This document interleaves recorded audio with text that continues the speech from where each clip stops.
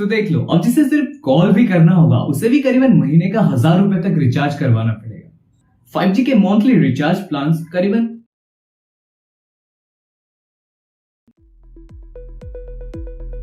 26 जुलाई यानी कि इस वीडियो के अपलोड होने से 4-5 दिन पहले पहली बार इंडिया में 5G के ऑक्शंस किए गए, यानी कि अपना नीलामी। मतलब हम वो पहले जनरेशन होने वाले हैं जो एक ऐसी दुनिया में रहेंगे जहां 5G एग्जिस्ट करता है। अब ये बात सुनने में आपको बड़ी आसानी लगती होगी, मगर जितना आप सोचते हो ये उससे कहीं गुना ज्यादा मुश्किल होने वाला है। मैं आपको याद दिला दूं कि इंडिया में जो 3G से 4G का ट्रांजिशन था वो कुछ अलग ही लेवल पे चला गया था। जियो का free internet, free SIM card, ये सब आपको याद ही होगा। कुछ ऐसे टेक्नोलॉजीज इंट्रोड्यूस हुए जिनका कल्पना करना भी 10 साल पहले नामुमकिन सा लगता था। अब 5G 4G से 100 गुना ज्यादा तेज होने वाला है। मतलब 5G के पॉसिबिलिटीज के बारे में अभी हम सोच भी नहीं सकते। Self driving car, high speed internet, cloud gaming और शायद बफरिंग का नाम तो डिक्शनरी से हट ही जाएगा। ऐसे कितने सारी चीज 5G लेके आने वाला है। अब सबके बारे में तो हमें पता नहीं, मगर एक चीज जो डेफिनेटली 5G अपने साथ लेके आएगा वो है हजारों सवाल आप सबके मन में। अब इन सवालों में कुछ ऐसे मुद्दे भी होंगे जिन पे दोबारा से चर्चा करना इंसानियत के लिए जरूरी बन जाता है। तो यही इस वीडियो में हम 4 सबसे जरूरी बातों पर चर्चा करेंगे। पहला, एक 5G नेटवर्क होता क्या है। मुझे पता है कि ज्यादातर लोगों को पता होगा, मगर मैं बहुत ही शॉर्ट में समझाने की कोशिश करूंगा उन सब के लिए जिनको पता नहीं। दूसरा, अभी हाल ही में हुए ऑक्शंस के बारे में थोड़ा बहुत जानेंगे और ये भी जानेंगे कि इंडिया में 5G कब तक आ सकता है और आने के बाद उसके प्राइसेस क्या रहेंगे। तीसरा, यहाँ पे हम चर्चा करेंगे ऐसे मुद्दे पे जो दिन ब दिन ज्यादा ही कंट्रोवर्शियल होता जा रहा है, और वो ये है कि क्या सच में हमें एक 5G नेटवर्क की जरूरत है। चौथा और सबसे आखिरी, जहाँ पे हम कुछ बेसिक सवालों पे चर्चा करेंगे, जैसे कि क्या एक 5G नेटवर्क कोई इंसान या जानवर को किसी भी तरह का हानि पहुंचा सकता है, और अगर आपके घर के पास कोई 5G के टावर्स बनते हैं तो क्या आपको उनसे नुकसान होगा। तो मैं हूं अविनाश और बिना किसी देरी के इस वीडियो को शुरू करते हैं। तो चलिए पहले आसान भाषा में समझ लेते हैं 5G को। यहाँ G रिप्रेजेंट करता है जनरेशन को। 5G यानी कि the 5th generation of mobile technology, जिसकी शुरुआत होती है 1G से।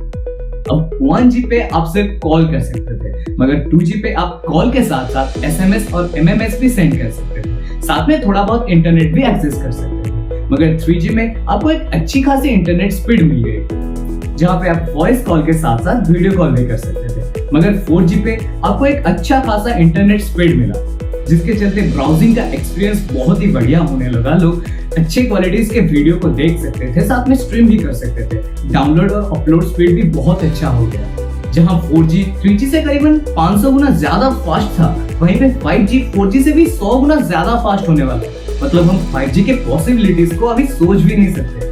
तो बात कर लेते हैं इंडिया में हुए 5G ऑक्शंस के बारे में। कब तक 5G इंडिया में आ सकता है और आने के बाद प्राइसेस क्या रहेंगे।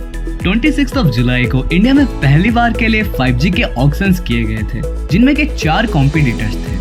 पहले रिलायंस जियो, दूसरा भारती एयरटेल, तीसरा वोडाफोन आइडिया और चौथा अदानी। इसमें सबसे ज्यादा बजट जियो का था, जो कि करीबन 1400 करोड़ के आसपास था, फॉलोड बाय एयरटेल जिसका बजट करीबन 5500 करोड़ के आसपास था। उसके पीछे वोडाफोन आइडिया जिसका बजट करीबन 2200 करोड़ के आसपास था, और सबसे आखिर में अडानी जिसका बजट करीबन 100 करोड़ के आसपास था। अब इस ऑक्शन में ज्यादातर कंपनीज ने लो और मिड फ्रीक्वेंसी बैंड्स पे अपना इंटरेस्ट शो किया था। इसका मतलब ये हो सकता है कि इंडिया में ज्यादातर N1, N28, N78 और N77 जैसे बैंड्स आ सकते हैं। अब ये इसलिए हो सकता है क्योंकि इनमें से सभी बैंड्स एक अच्छा स्टेबल कनेक्शन प्रोवाइड करने के साथ साथ एक अच्छी खासी डिस्टेंस को भी कवर करते हैं। तो अगर आपके पास 5G के फोन है तो आप एक बार जरूर चेकआउट कर ले कि आपके फोन में ये सभी बैंड्स है या नहीं। इंडिया में 15 अगस्त के अंदर ही सभी 5G के ऑक्शंस खत्म हो जाएंगे। इसका मतलब ये हो सकता है कि अक्टूबर के अंदर ही कुछ शहरों में और 2023 मार्च के अंदर भारत के सभी बड़े बड़े शहरों में 5G की सेवा उपलब्ध हो जाएगी। अब बात करें 5G के रिचार्ज प्लान्स की, तो वो करीबन 4G के रिचार्ज प्लान से 20 से 30% ज्यादा महंगा होने वाले हैं। अब बारी आती है उस सवाल की जिसे मैंने वीडियो की शुरुआत में आप सबसे पूछा था, क्या सच में हमें एक 5G नेटवर्क की जरूरत है। तो इस सवाल के जवाब को जानने से पहले देख लेते हैं 5G के कुछ एडवांटेजेस और डिसएडवांटेजेस। अब पहले देख लेते हैं 5G के कुछ एडवांटेजेस के बारे में। ऑफ कोर्स 5G हमें 4G से बेहतर और स्टेबल इंटरनेट कनेक्शन प्रोवाइड करेगा, जहां मैक्सिमम नेटवर्क स्पीड 20 GB पर सेकेंड तक जा सकती है और एवरेज स्पीड 200 से 300 MB पर सेकेंड रह सकती है। अब 5G के आने के बाद क्लाउड स्टोरेज की डिमांड बहुत ही ज्यादा बढ़ जाएगी। अब क्लाउड स्टोरेज सिस्टम एक ऐसा सिस्टम है जहां आप अपने फाइल्स को सेव कर सकते हो और उन्हें कहीं पे भी कहीं से भी एक्सेस कर सकते हो। और सबसे बड़ी बात, ये आपके मोबाइल के स्टोरेज को भी बचाएंगे।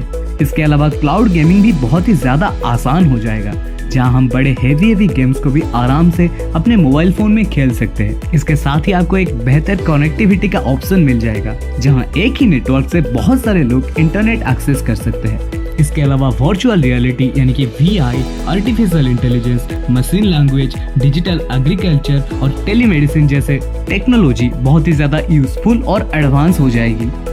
बात करें इसके डिसएडवांटेजेस की, तो सबसे पहले डिसएडवांटेजेस ये है कि कोई भी पुराना 4G फोन 5G को सपोर्ट नहीं करेगा। इसके अलावा 4G के मुकाबले 5G का कवरेज एरिया बहुत ही कम है, तो ज्यादा एंटीनास और टावर्स की जरूरत पड़ेगी। 5G के प्लान थोड़े महंगे रहेंगे और गांव तक 5G का पहुंचना थोड़ा मुश्किल हो जाएगा। डिसएडवांटेजेस के मुकाबले 5G के बहुत सारे एडवांटेजेस है, तो हाँ, हमें एक 5G नेटवर्क की जरूरत है। मगर फिर भी ये बात सोचने वाली है कि जिसको सिर्फ कॉल भी करना है, उसे भी करीबन 1000 रुपए तक का रिचार्ज करवाना पड़ेगा। अगर इस तरह के छोटे मोटे प्रॉब्लम को सॉल्व कर लिया जाता है तो शायद 5G एक बेटर ऑप्शन बन सकता है। अब जान लेते हैं 5G के रिलेटेड सबसे ज्यादा पूछे गए कुछ सवालों के जवाब। तो 5G कोई भी इंसान या कोई जानवर को किसी भी तरह का फिजिकल डैमेज नहीं करने वाला, और ये इसलिए कि जो 5G के फ्रीक्वेंसीज है वो इतने कम है कि इससे ज्यादा डैमेज तो आपको सूरज के किरणें कर लेते हैं। और अगर आपके घर के पास कोई 5G के टावर्स बनते हैं तब भी आपको कोई इतना बड़ा नुकसान नहीं होगा। तो फिर आपको वीडियो कैसा लगा? उम्मीद करता हूँ कि पसंद आया होगा। अगर पसंद आया है तो वीडियो को एक लाइक कर लेना, साथ में अपने किसी एक दोस्त के साथ वीडियो को जरूर शेयर कर लेना। बाकी आप क्या सोचते हो इस बारे में, आप नीचे कमेंट्स में मुझे जरूर बता सकते हो। साथ में आप इस छोटे से YouTube फैमिली का हिस्सा भी बन सकते हो। सिंपली आपको चैनल को सब्सक्राइब करना है, बेल आइकन को प्रेस करना है, ताकि मैं कोई भी वीडियो अपलोड करूं आप तक सबसे पहले पहुंच पाए। तो मैं मिलता हूं आपसे एक अगले वीडियो में, तब तक के लिए सेफ रहिए, सीखते रहिए और सिखाते रहिए।